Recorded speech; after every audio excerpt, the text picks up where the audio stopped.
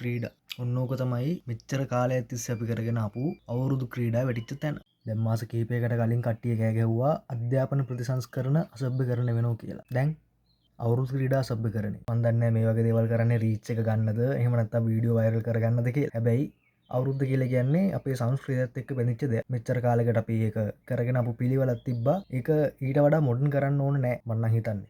අනික මේ පළවෙනි දේ නෙවෙයි. මේට කලිනුත් අපි දැක්ක පිමුර කරේ දාගෙන නටපුවක් කළා. ගැරින්ඩි වගේ නටපුවක් කළා දැක්කා. මට තාම හිතා ගන්න බැරි අවුරුද්දට මේකට තියෙන සම්බන්ධය මොකක්ද කියලා. ඔන්න මොඩලින් ෂෝ එකක් වගේ නම් අවුලක් නැහැ. හැබැයි ඉතින් අවුරුදු 20ක් කියලා කියන නම් බෑ මේකට ඇත්තටම. මේ වගේ සංවේදී සංස්කෘතික අංග අරගෙන ඒවා විකෘති කරන එක සාධාරණය කරන්න බෑ ඇත්තටම. අනික මේවට දාලා තියෙන කැප්ෂනුත් පට්ට අවුල්ලා.